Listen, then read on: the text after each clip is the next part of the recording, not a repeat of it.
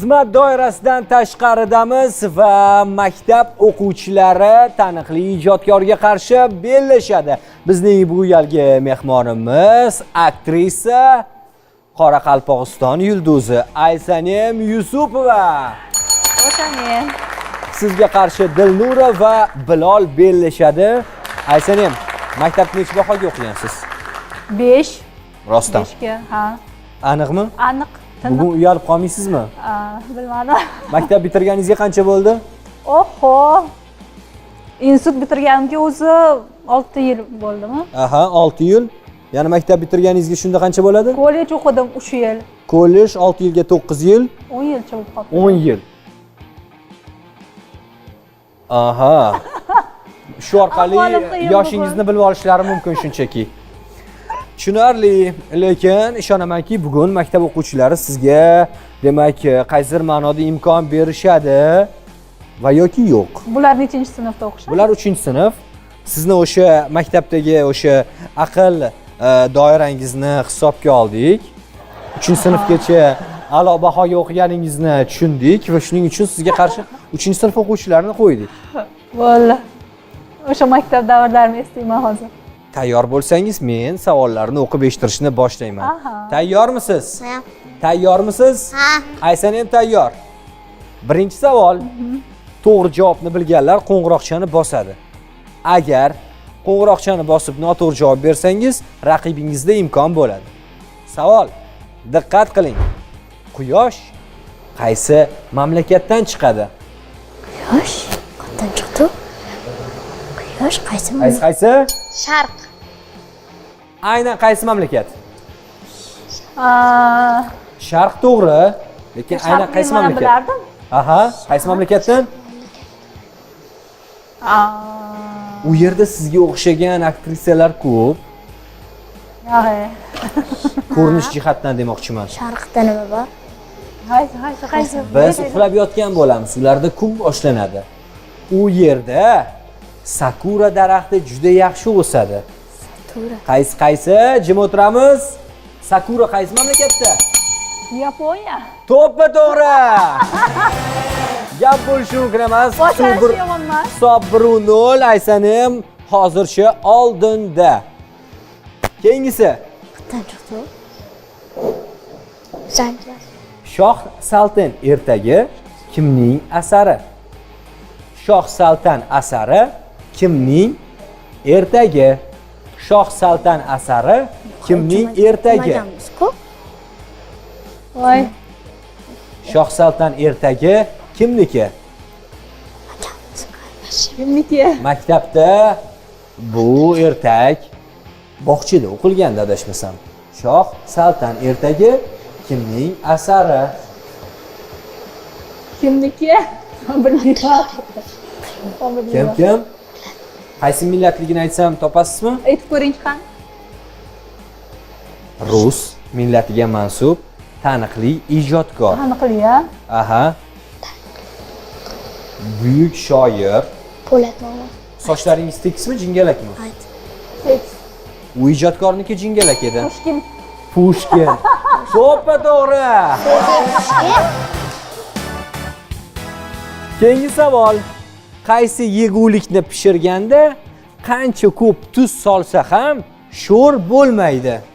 Tuxum. Ikkilanglar ham bir paytda bir xil. Va to'ppa to'g'ri javob berdinglar. Hisob menimcha durang natija va 3-1 desam hech kim xafa bo'lmaydi. 3-1 gap bo'lishi mumkin emas. Keyingi savol. Kim o'tirgan holda yuradi? Shaxmat. Shaxmatchi. Shaxmatchi. To'ppa to'g'ri. 3-2 Aysanem hozircha oldinda. Keyingi savol.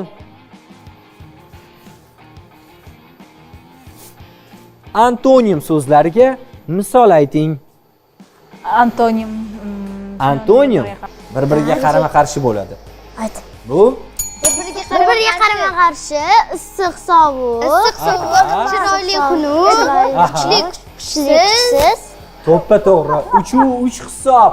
Maktab o'quvchilari Aysanem bilan deyarli tenglashib oldi. Gap yo'q. Keyingi savol. Jetsizlar. Shunda işte. O't so'zining 3 xil ma'nosini ayting. O't. Yonib turgan o't, yeydigan o't, O'simlik. oldin o'tgan. Oo, gap bo'lishi mumkin emas. Hisob. Ofarin. Ko'chit Hisob 4-3. To'g'rimi? 3 ida hozir 4-3 bo'ldi. Qoyil. Aysan ham oldinga chiqib oldi. Keyingi savolni o'qib eshittiraman. Kimdir tayyorlan. Hammasini berib chiqyapti.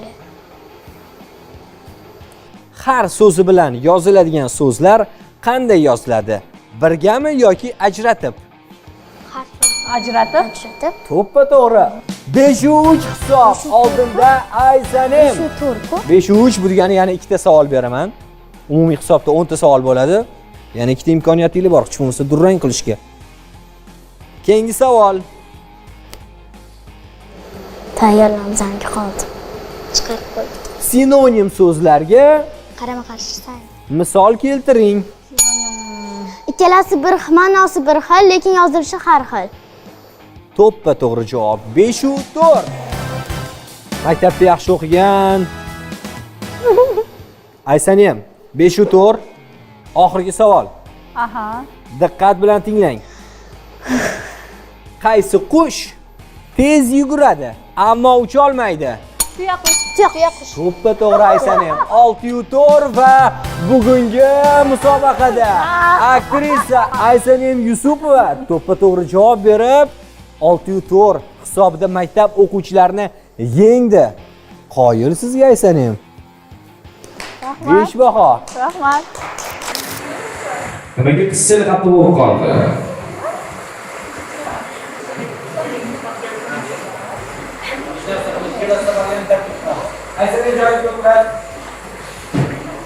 Bugungi demak siz bilan musobaqaga kirishgan o'quvchilarga tilaklaringiz bo'lsa, uni ham eshitamiz.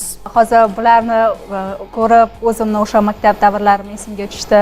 Bilasizmi, baribir eng beg'ubor odamlarda ular. Kitobdan yaxshi do'st yo'q. Bo'lmagan, bo'lmaydi ham. Qancha bilim olsanglar, ertaga sizlarning kelajagingiz uchun foydavor bo'ladi bu narsa. Va shuni aytamanki, hammaga yaxshi bilim, mehr, oqibat tilayman. Foydali maslahat va tilaklar uchun sizga katta rahmat. Bugun xizmat doirasidan tashqarida taniqli aktrisa, ajoyib ijodkor Aysanim bo'ldi va tashrif uchun tashakkurlarimizni izhor etamiz. Katta rahmat. Quruq qo'l bilan kuzatish niyatimiz yo'q, chunki ajoyib sovg'amiz ham bor. Rahmat.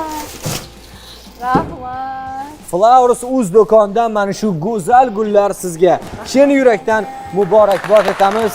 Dilnura, sizni albatta kelasi safar yana bir yulduz bilan bellashishga mana shu loyihaga taklif qilamiz. Ishonamanki, kelasi safar albatta g'olib bo'lasiz, 5 oling. Lekin bular juda aqlli ekan. Men anaqa bu o'tirdim, xotirlanib, ular mendan o'tib ketmasinlar. Qo'rqib o'tirdim. İlk bor. Hech qisi yo'q. Dilnura, kelishdik-a? Kelasi loyihada yana ishtirok etasiz. Kelishdikmi? Albatta. Gap bo'lishi mumkin emas. Aysanim, sizga tashrif uchun tashakkurlarimizni izhor etamiz. Katta rahmat. Sog' bo'linglar. Super. Tashakkur.